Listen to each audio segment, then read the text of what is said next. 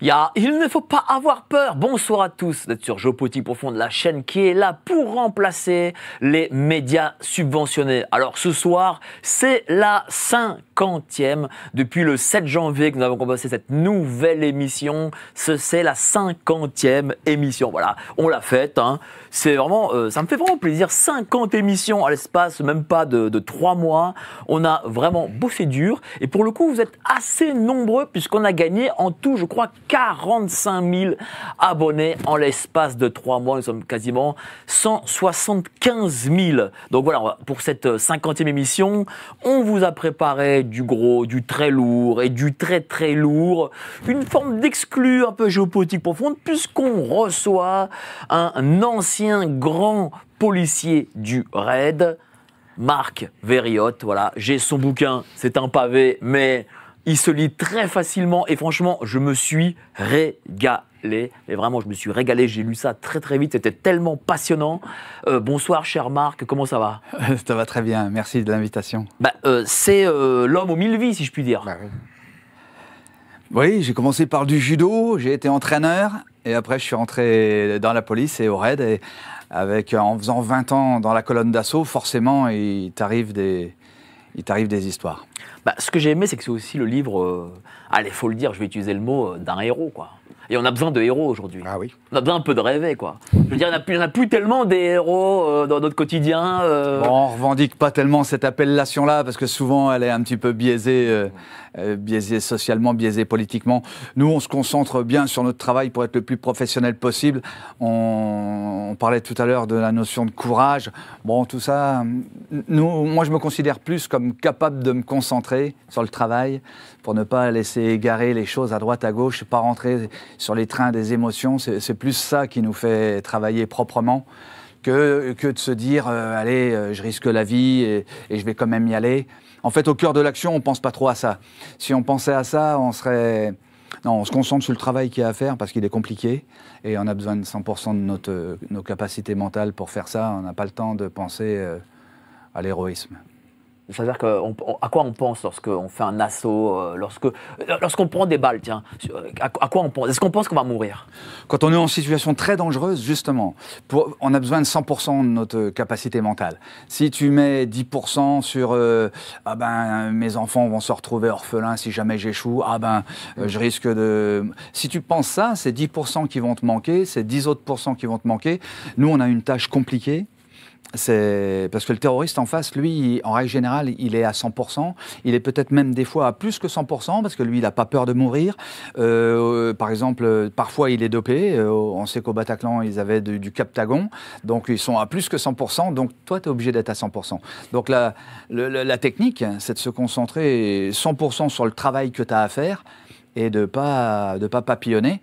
Donc en fait, c'est pour ça que je pense que la qualité première, c'est la capacité de concentration, plus que des capacités un petit peu le courage, l'héroïsme, tout ça, c'est un peu émotionnel, c'est un petit peu sociétal, ça. Nous, on doit être à 100% dans la tâche technique, concentré.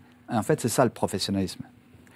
Merci beaucoup, cher Marc. On va passer à l'entretien, mais avant ça, je vais présenter les invités qu'il y a autour de la table. Alors, Serge Federbusch, notre ami Serge Federbusch, régulier ici sur Géopolitique Profonde, qui a écrit Covid Story, une étrange défaite, essayiste, ancien élu, chroniqueur, il a toutes les tâches. Comment ça va? Tu prononces le mot héros et héros aussi. J'ai l'impression que ça va pas venir. Je sais pas pourquoi. Ancien héros de la mairie de Paris. Ah, oui. C'est une guerre. Là, c'est une guerre larvée. C'est pas vraiment... de temps en temps, il y a des assauts aussi. Hein. Oui, quand même, avec Madame Hidalgo, c'est pas rien. Hein. Oui, il faut prendre ça. D'ailleurs, on devrait peut-être envisager des méthodes... voilà. Mais elle aussi est dangereuse. Oui, très très dangereuse. À sa manière. C'est du terrorisme de longue effet. Voilà. C'est une lente agonie qu'elle nous inflige. Bon, comment ça va, cher Serge? Très bien. Un peu fatigué, mais très bien. Bon, mais là, prêt? je sens qu'avec ce débat... T'es prêt, tu vas... oui. Je vais reprendre un peu du poil de la bête. Mais évidemment.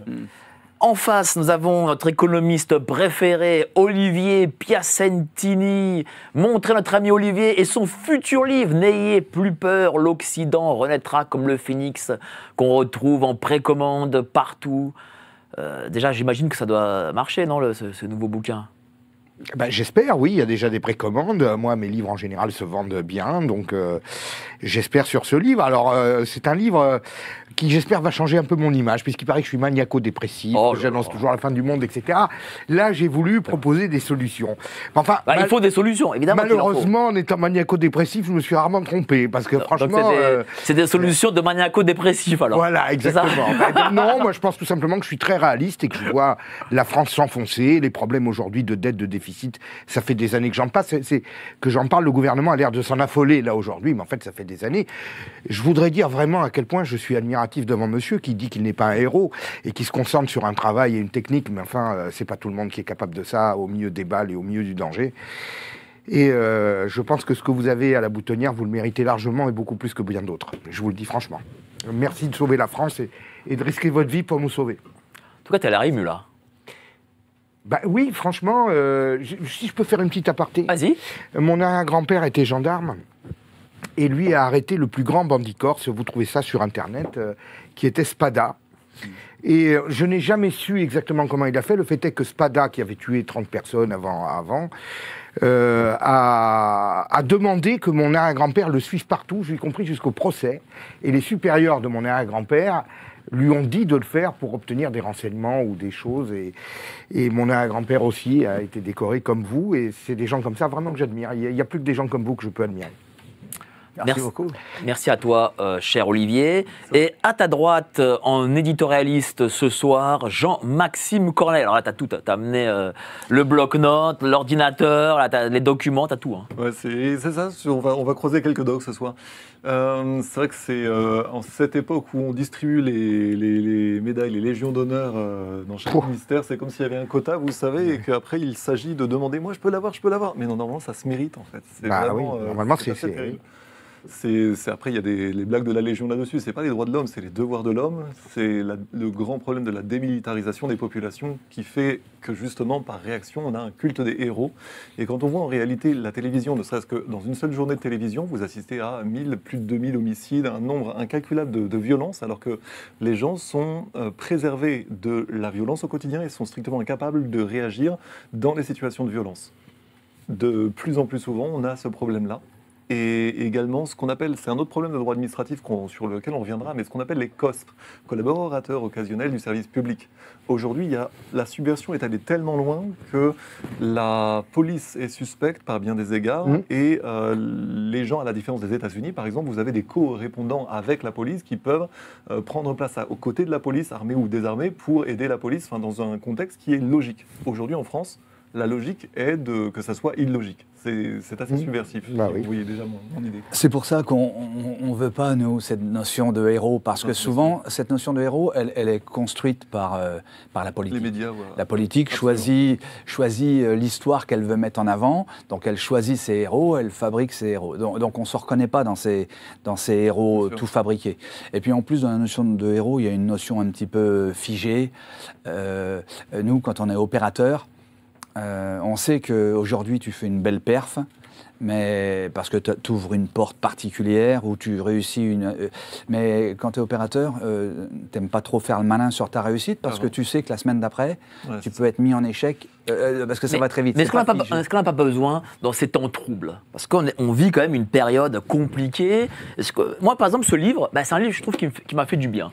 Voilà, j'ai aimé lire ce livre parce que je me suis dit, voilà, il y a encore des gens en 2024 qui agissent, qui sont dans l'action, ce qu'il y a de moins en moins. Ouais, bien sûr, là, vous faites référence aux valeurs, quoi. Oui. C'est-à-dire qu'aujourd'hui, où tout va vite, il y a des fake news, il y a tout va trop vite et en fait, on parle plus de valeurs, on parle plus d'engagement, on parle plus... Moi, ça me fait penser à ces blasons. En 1790, on a coupé des têtes, on a sûrement coupé trop de têtes, mais on a aussi coupé beaucoup de légendes, enfin dans les blasons, c'était des les armoiries. Ouais, toutes ces armoiries là, toutes ces choses, toutes ces traditions. Voilà, Voilà, je cherchais le mot tradition. Toutes ces traditions, on en a coupé beaucoup et on en a coupé trop aussi.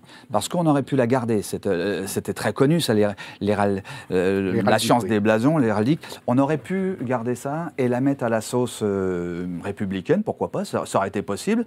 Et ça met en valeur ça met en avant les valeurs. Et d'autant plus que on sera dans le grand débat. Les nobles Olivier, leur 2 secondes, sur pas leur plus. courage. Et vous auriez pu être anobli aujourd'hui. Si nous Merci, étions Olivier. monarchiques. Pour fait de guerre. On fait l'entretien de 20 minutes, après on va passer au grand débat et tu pourras parler avec grand plaisir. Et d'ailleurs, j'aimerais que tu parles après, parce que je sais que tu as beaucoup de choses à dire. D'ailleurs, tu me l'as dit au téléphone, tu avais beaucoup de choses à dire. Mais justement, les valeurs du raid, qu'est-ce que c'est? Parce que le raid, c'est quelque chose qu'on ne connaît pas trop en réalité. Le grand public ne connaît pas trop. Alors moi, je suis rentré au raid et dans la police. J'étais avec des valeurs sportives au départ, puisque je viens du haut niveau, j'ai été 5 ans en équipe de France de judo, et mon parcours est un peu particulier parce que je ne suis pas arrivé au raid parce que j'avais de la famille dans la police. En fait, je n'avais pas de vocation particulière à rentrer dans l'armée, la police ou la gendarmerie. Et donc c'est un peu des valeurs sportives qui m'ont emmené, c'est-à-dire qu'il me fallait un métier, donc courir derrière un voyou, le faire tomber et lui passer des menottes, je me suis dit ça je sais faire, et donc je suis rentré comme ça. Et puis une fois dans la police, eh bien, avec l'esprit sportif, tu as envie d'attraper les plus gros voyous, et puis c'est comme ça que j'ai été au raid. Les valeurs de sportif, pour moi, c'est déjà presque suffisant pour performer dans n'importe quel métier. Parce que tu as envie d'être le plus fort physiquement, tu as envie d'être le plus fort techniquement, tu as envie d'être le plus fort moralement, psychologiquement. Donc déjà, ça permet. Ça permet de chercher à progresser sur soi et à te performer. Mais ensuite, une fois que tu es au raid, là, il y a encore d'autres valeurs qui te poussent à t'entraîner. Parce que il y a une femme violée qui va pleurer sur toi, on va enjamber un mort qui est mort pour rien, tu vas entendre son téléphone vibrer dans la poche, et toutes ces choses-là, ça va te révolter contre l'injustice, contre la violence, contre ceux qui gagnent de l'argent sans se lever le matin. Et ça, c'est des valeurs qui se rajoutent, c'est des valeurs plus sociétales, mais elles te portent à t'entraîner et tu as envie de leur faire mal. Et donc, les valeurs sportives plus ces valeurs-là sociétales, eh bien, ça t'amène à performer. Est-ce qu'on a une image exacte du raid et de la police aussi? Parce que la police, les gens disent oui, regardez, ils mettent des coups de bâton aux manifestants, ils sont derrière l'État. Est-ce qu'aujourd'hui, il n'y a pas une cassure peut-être entre la police et le reste de la population? Ouais, des fois, on essaie de nous mettre une image comme ça. Alors, c'est construit, à mon avis, depuis longtemps. Hein, déjà, en mai 68, on parlait de CRS-SS, alors qu'à l'époque, CRS, c'était des fils d'ouvriers. Enfin, ils n'avaient rien de SS. Mais voilà, il y a toute une espèce de... Enfin, je sais pas, moi, je connais pas trop cette histoire de... Pourquoi cette accusation, alors que nous, on est au service du citoyen. On n'est pas... nous, par exemple, au raid, quand on libère un otage, on ne sait pas l'orientation sexuelle, politique, l'origine de la personne qu'on va sauver. Et d'ailleurs, on ne s'intéresse pas trop à ça parce que ça nous disperserait encore. Hein. Donc nous, on ne nous dit pas qui est le preneur d'otages. On a une tâche technique à effectuer, on l'a fait, et on ne fait pas de politique. Parce que pareil, la politique, ça serait des pourcentages de cerveau qui s'éparpilleraient. Et oui, il faut être focus, j'imagine, sur l'action. Par exemple, lorsqu'on est dans un assaut face à Mohamed Merah, il faut être focus sur cet assaut, quoi. Il faut pas penser à rien d'autre. Oui, sur la tâche technique. C'est-à-dire que, en fait, nous, on n'a pas affaire à une femme, un enfant, un homme, un terroriste, un étranger. Non, on a affaire à une menace. Et la menace, elle est dangereuse. Parce qu'elle peut tuer toi, elle peut tuer ton pote, elle peut tuer l'otage. Donc en fait, cette menace, nous, on l'analyse comme une menace en tant que telle. C'est pas vraiment un humain. C'est pas, on règle. Est-ce que c'est dangereux? Est-ce que c'est pas dangereux? On dispose de différentes tactiques, de différentes armes, et on essaie de régler ça le mieux possible. Parce qu'en plus, nous... Notre but, c'est d'être le moins violent possible, puisque notre but, nous, c'est de prendre la personne, pour la confier à la police judiciaire qui fera l'enquête, c'est-à-dire qui trouvera les complicités, celui qui a fourni les voitures, celui qui a fourni l'explosif. Et donc nous, par exemple, un simple nez cassé, et c'est pas un échec parce que tu peux pas faire autrement, mais un simple nez cassé, c'est une personne qui, au lieu d'aller se faire auditionner, eh bien, va aller à l'hôpital. Et donc les 96 heures de garde à vue serviront à rien. Et donc, en fait, c'est un échec. Parce que, voilà, des fois, il y a des polémiques. Vous parlez de la Fermera, la polémique, on l'aurait tué. Ben non, on a tout fait. 33 heures pour ne pas le tuer. 33 heures pour essayer de l'avoir justement, vivant. comment s'est préparé l'assaut, comment s'est préparé du début à la fin de l'action contre M. Maire? Nous, dans cette action-là, c'est une assistance à police judiciaire. Puisque, en fait, quand on donne l'assaut, on n'est pas certain que ce soit lui, et puis on peut pas. Puis il n'y a pas il n'a pas d'otage, il n'a pas tout ça. C'est une assistance à police judiciaire. Ça veut dire c'est ce genre d'arrestation qu'on fait d'habitude à 6 heures du matin. Et là, comme les attentats d'avant, les 3 attentats étaient vraiment meurtriers, on a réussi à avoir l'autorisation du juge à donner l'assaut à 3h15 du matin, ce qui est rare. Donc, c'est une assistance à police judiciaire. On doit casser la porte, aller le prendre quand il dort, lui passer les menottes et le donner à la police judiciaire. Ça ne se passera pas comme ça parce que finalement, il ne dormait pas. Et à peine on a ouvert la porte, qu'il a tiré à travers la porte, et puis là, voilà. Après, ça a duré 33 heures pour essayer de l'avoir vivant. Mais justement, là, il n'y a pas d'otage. Si c'était agi de tuer cet individu, il n'y avait pas besoin du raid. Un militaire à la retraite qui sait utiliser un lance-roquette aurait suffi. Voilà, nous, on a mis 33 heures parce que le but du jeu, c'est d'attraper les gens vivants pour essayer de comprendre les cheminements sociétaux, mais aussi, surtout, pour avoir les complicités, parce que des complicités, il y en avait, puisqu'il avait non seulement une moto, 2 véhicules, 2 autres voitures pleines d'armes, des voyages, etc., pour quelqu'un qui ne travaillait pas ou presque pas. Voilà, donc notre but, c'est d'avoir... Est-ce qu'il y a de l'adrénaline quand on fait un assaut? Comment ça se passe? Est-ce que vous avez un entraînement spécifique pour justement être froid et... Bon, on essaie d'être le plus technique possible, mais dans une affaire comme Mohamed Merah, par exemple, on a assisté au briefing avant, on a fait un briefing sur les coups de 18 heures, et là, tous ceux qui le connaissaient, qui connaissaient son parcours, nous ont expliqué. Bon, et là, c'est difficile de ne pas avoir d'émotion et de pas avoir d'adrénaline, hein, parce qu'on savait qu'on se mettait dans une intervention difficile, puisque les 10 jours précédents, il avait tué le militaire qui vendait sa moto. 4 jours après, il avait tiré sur 3 militaires qui retiraient de l'argent. Il y en a 2 morts et un qui est encore aujourd'hui aux Invalides parce qu'il était tétraplégique.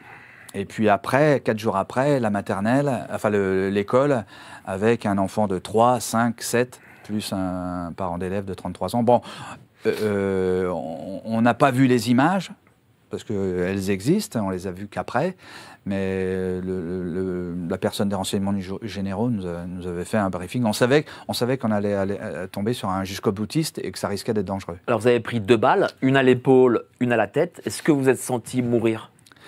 C'est à la 3e heure, parce que dès qu'on ouvre la porte, il y a des balles qui impactent celui qui ouvrait la porte, mais dans le plexus, il n'est pas blessé, vraiment. Mais voilà. Après, il y a 3 balles qui tapent le bouclier dans la colonne d'assaut. Il y en a un qui prend aussi une balle dans le genou, c'est le premier vraiment blessé. Et puis un qui prend un ricochet, mais voilà. Et après, il y a des ouvertures de feu côté extérieur, côté sniper. 3 ouvertures de feu de notre côté. Et à la 4e ouverture de feu, moi, c'était donc au bout de 3 heures, aux alentours de 6 heures du matin. Eh bien, en effet, j'ai pris la première dans le casque. Elle m'a sauvé la vie parce que, bon, elle n'a pas traversé le casque, mais elle a bombé le casque. Moi, j'ai été cogné par l'impact. Et puis, ça m'a sauvé la vie parce qu'en fait, ça me fait tourner le dos. Et la 2e balle, au lieu de me frapper pleine gorge, elle me frappe à l'arrière, elle fait un trou rentrant en bas de l'épaule et elle sort au-dessus de l'épaule. Donc j'ai eu 2 coups de chance parce que les deux balles n'ont pas Ça a fait une hémorragie cérébrale. Maintenant, j'ai une sphère de 7 mm de cicatrice, mais j'ai quasiment pas, j'ai pas de séquelles. Tu vois, quasiment. Mais après coup, vous avez quand même continué dans le raid, alors que vous pourriez dire, ah là, j'ai échappé à la mort de peu. Il faut que j'arrête. Vous prenez cette décision du coup de continuer, ou est-ce que vous êtes dit tiens, je vais quand même peut-être freiner, ou je vais arrêter, ou je vais me mettre dans l'administration plutôt, de la police? Cette balle, elle a changé un petit peu les choses par rapport à mon épouse, qui avant n'était pas inquiète. Elle vient du sport, donc elle n'a pas peur des blessures. Voilà. Mais après, il y a quand même eu un après-Mera. Alors moi, perso, j'ai pas été vraiment très très marqué parce que j'ai pas été stressé par ces balles, puisque après coup, oui, mais je les ai reçues par surprise. C'est pas prévu que je reçoive des balles. Et parfois, t'es plus stressé par des situations où des fois, on est plus stressé par des balles qui sont pas tirées. Parce que y a des moments dans une intervention où tu t'exposes, parce que tu peux pas passer la zone de manière sécurite. Et donc, tu sais que pendant 2-3 mètres, tu vas accélérer. Et tu sais que ces 2-3 mètres-là, si jamais ça tire, tu vas être touché. Alors, des fois, tu estimes que le pourcentage est faible, mais des fois, tu sais que le pourcentage est élevé. Et en fait, tu prends un risque qui ressemble un peu à un lancer de dés, qui a des fois des odeurs un petit peu de suicide. C'est pas vraiment un suicide, mais c'est une espèce d'abnégation. Tu dis, il n'y a pas moyen de faire autrement, je vais m'exposer. Pareil, quand tu ouvres les portes, des fois, tu peux pas faire en toute sécurité, tu es obligé de te mettre devant parce qu'il n'y a pas... Et là, tu te dis, si ça tire, je prends. Et donc, ces moments-là, par contre, eux, ils sont plus traumatisants parce que tu lances les dés et tu te dis, bon, ben voilà, il n'y a pas moyen de faire autrement. Si ça tire, je vais te toucher. Et ça sera la chance après qui fait que tu as des séquelles ou tu n'as pas de séquelles ou même tu es mort. Bon, alors finalement, moi dans l'affaire Mera, je n'ai pas été super choqué et donc j'ai continué. Est-ce que c'était le cas aussi pour l'ouverture de la porte de l'hypercachère? Est-ce qu'il y a eu aussi une autre façon de faire? Est-ce qu'il y a eu peut-être une appréhension pour ouvrir cette porte? Comment ça se passe? Alors la porte de l'hypercachère, elle était particulièrement compliquée parce que c'est un magasin, donc c'est une cible pour les cambrioleurs. Donc forcément, la porte est particulièrement sécurisée. La porte que j'ouvre, c'est la porte de service avec mon camarade. C'est la porte de service qui donne sur les réserves. Donc cette porte-là avait plein de caractéristiques qui faisaient qu'elle était difficile à ouvrir. Notamment, elle était tirante. Et quand tu veux ouvrir une porte... Enfin, dans un truc comme ça, quand c'est dangereux, quand les portes sont difficiles, on essaie de les ouvrir toutes. Et comme ça, s'il y a un échec, eh ben, on passe par celle qu'on a réussi. C'est comme ça dans les avions, c'est comme ça dans les trains. Et alors cette porte, elle était tellement compliquée qu'on y a été à 4 au départ. On a été faire un petit brainstorming, on a été voir 4 spécialistes, on a été voir la porte. On n'a pas traîné parce qu'il ne fallait pas déclencher la crise. Et on est revenu aux voitures, on a fait un petit brainstorming. Qui a vu quoi? Qui a une idée de l'outil le plus adapté pour ouvrir cette porte? C'est moi qui avais une bonne idée, c'est moi qui ai été désigné. Avec un camarade, on a préparé l'explosif.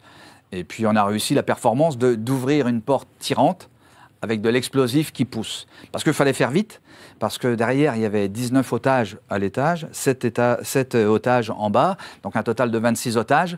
Et là, si tu ouvres la porte de manière laborieuse, il avait prévenu les otages, bon bien voilà, une Kalachnikov de terroriste, ça tire 600 coups par minute. Donc 1 seconde de retard, eh bien c'est 10 coups de feu. Donc potentiellement c'est 10 morts. Donc 3 secondes de retard dans l'ouverture de cette porte, ça peut être, ça y est, il n'y a plus d'otages. Est-on préparé justement à donner la mort? Parce que Koulibaly est mort, Monsieur Mera aussi. Est-ce qu'on est préparé à ça? Parce que même si c'est des terroristes, est-ce qu'on se dit, tiens, ça reste quand même un humain voilà. Est-ce qu'on est préparé celui qui s'y prépare pas, il fait une grosse erreur. Dès l'école de police, avant même d'aller au raid ou quoi, quand on t'affecte une arme, si tu penses pas à ça, c'est-à-dire que tu sais que tu vas être exposé à des balles et tu sais forcément que toi tu vas être exposé à tirer, si tu réfléchis pas à ça, tu risques d'être amené à y réfléchir dans le moment, quoi. C'est-à-dire que si au moment de tirer, tu te dis, bah là, moi je suis catholique, je peux pas, tu tueras point, ou si tu te dis la terroriste est une femme, je tire pas, ou c'est un enfant, bon bien forcément, tu vas prendre des balles, parce qu'en face, lui, par contre, il va pas se poser de questions. C'est sûr. Lui, il a réfléchi au truc. Donc évidemment que tu y penses, et puis quand tu es au raid, ben c'est encore pire, parce que tu sais que tu seras plus amené à tirer que ailleurs. Et bien sûr qu'il faut y réfléchir, surtout pour ne pas se poser la question au cœur de l'action. Est-ce qu'on est préparé à ça? Parce que, en fait, Mohamed Merah, Koulibaly, les frères Kouachi, etc., c'est venu après les années 2010. Avant, il n'y avait pas ce terrorisme-là. Voilà, c'était totalement nouveau quand même, en France en tout cas. Enfin, si, il y a les années 90, mais bon, c'était plutôt des attentats à la bombe. Est-ce qu'on est vraiment... est-ce qu'il y a une formation spécifique pour ce type d'individu? La formation, elle vient déjà des anciens. Parce que quand même, moi, quand j'arrive au raid en 98... Même si on est loin encore de l'affaire Merah, en 98, il y a déjà eu 3 morts, 2 morts sur un forcené, un mort en Corse sur du banditisme. Donc ça fait 3 morts et une vingtaine de blessés par balle. Donc déjà les anciens nous parlent, on sait qu'il y a quelque chose. En plus, on parle souvent de Mohamed Merah comme l'an zéro pour nous, mais non, en fait en 96, le raid a donné l'assaut sur... non, c'est sur le gang de Roubaix. Oui. Ah oui, Il y avait eu Human Bomb aussi. Ah oui, il y avait Human Bomb. Il y a Human Bomb C'était déjà aussi. autre chose. Oui. Mais en ce qui concerne l'islamisme, c'était 96. Comment elle s'appelait? C'est un Ray groupe machin, qui était lié au GIA algérien, mais qui était aussi lié à la Bosnie. Et ils sont 4 dans l'appartement. Nous, on aura un blessé très grave qui prendra une balle de Kalachnikov dans la bouche. Il passera très près. Voilà, il y aura un blessé un peu plus léger, et puis un autre qui a failli brûler dans la maison. Voilà, les 4 terroristes mourront. On n'a pas pu faire, enfin les anciens n'ont pas pu faire autrement non plus. Mais enfin bon, voilà. Et donc les anciens, il y a une grosse culture de l'ancien chez nous. À chaque fois qu'on fait une intervention, on débriefe cette intervention. On débriefe aussi les interventions qui ont eu lieu à l'étranger. Et bien sûr, on débriefe les interventions des anciens. Est-ce qu'entre vos débuts au raid et la fin, vous avez senti une évolution de la société française vers plus de violence, vers une forme d'américanisation de la société? Oui, bien sûr. En 98, on a surtout affaire à des fusils à pompe. Il y a peut-être une calage de temps en temps, mais c'est surtout pour la photo. Et quand j'arrête en 2018, eh bien, on a vu les frères Kouachi dans Charlie Hebdo qui avaient un lance-roquette. L'explosif des terrasses parisiennes, du Bataclan et du Stade de France, avec de l'explosif même pire que de l'explosif normal, de l'explosif en primaire. C'est-à-dire que les militaires qui nous avaient donné leur expérience de la Syrie, de l'Afghanistan et du Mali, c'est de l'explosif récupéré dans les carrières et de l'explosif militaire. Quand tu tires sur le terroriste, l'énergie de la balle ne déclenche pas le gilet. Dans le 13 novembre, ces gilets-là étaient faits pour que, si jamais tu tires, ça explose. Koulibaly avait aussi de l'explosif. À Saint-Denis, la colonne d'assaut reçoit 3 grenades, des grenades fait maison, parce qu'il y a des tutoriels maintenant sur Internet, sur le Darknet, sur les clés USB des terroristes. Et donc, c'est des grenades faites avec du matériel acheté dans un magasin de bricolage. Donc, on a reçu ces 3 grenades-là. Donc, en fait, tout ça... et puis, je n'ai pas parlé des Kalachnikov, mais maintenant... Et puis même aussi les go ça fast, s'est généralisé. Vous avez fait aussi des go fast contre les dealers de drogue. Et j'imagine que ça aussi, les go fast, c'était peut-être une nouveauté à l'époque. Oui, et la violence, toute cette violence-là, elle s'est énormément accentuée. Je me rappelle même en 98, nous, il nous arrivait, quand on faisait un 6h du matin, quand le 6h du matin s'avérait délicat et que la personne habitait au 6e étage, eh bien, il nous arrivait des fois de sonner au premier étage pour regarder l'appartement, comment il était agencé, alors qu'en 2018, c'est plus possible. Parce que Avant, il y avait un seul point noir dans l'immeuble. Ouais. Maintenant, on part du principe que tout l'immeuble n'est pas bon. Donc là aussi, il y a eu une évolution dans l'intensité de la violence, mais aussi dans la quantité de violence. À quoi et c'est de dû, zones. d'après vous? Voilà. Est-ce que la nouvelle génération, peut-être par Internet, par les, je sais pas, peut-être l'environnement, Bah, il y la a crise économique Les frontières déjà. les frontières aussi, oui, bien puisqu'il n'y a pas de frontières, donc forcément les armes rentrent Bien sûr. comme la drogue, comme les voyous, comme tout le monde. Donc on se retrouve avec des armes. D'ailleurs, on a accentué notre collaboration avec les forces spéciales militaires, parce que les forces spéciales militaires étaient intéressées. On a beaucoup sympathisé avec le premier PMA, mais avec l'Orient aussi, le CPA-10, enfin avec toutes les forces spéciales militaires. Pourquoi? Parce que leur mission, à eux, ressemble de plus en plus à des missions de police, puisque c'est fini l'époque où, à droite, voilà, il y a les ennemis. Et maintenant, ce sont des guerres un petit peu où il faut aller neutraliser quelqu'un parmi une population de gentils. Donc c'est une mission un petit peu police. Et puis nous, inversement, on était intéressés par avoir leur expérience, parce que nous, inversement, la mission ressemble à une mission de guerre. Puisque maintenant, à cause de la détermination des gens, mais je parle des terroristes, mais pareil pour les criminels et même pareil pour les délinquants, eh bien, ça ressemble maintenant à des missions. Donc, on a coopéré, on a fait des stages ensemble, on a été chercher de l'expérience pour pouvoir faire face à ça, parce que nos missions se ressemblent de plus en plus. Merci beaucoup, cher Marc. On va passer au grand débat, et donc notre ami Olivier Piacentini qui trépigne pourra poser ses questions. Ben non, je suis Attends, presque sans mais avant voix, ça, les petites annonces. Oh là là. Vous aimez nos émissions ? Ce n'est que la partie émergée de l'iceberg. Le plus gros de notre travail, c'est notre revue mensuelle. Et pour le numéro de mars, Un iceberg droit devant! nos auteurs écrivent pour vous les meilleures analyses économiques et politiques. Au sommaire, Jean-Maxime Corneille, le narratif supplante la réalité. Laurent Ozon, la médecine occidentale en crise. Philippe Erlin, 2024, l'année du Bitcoin.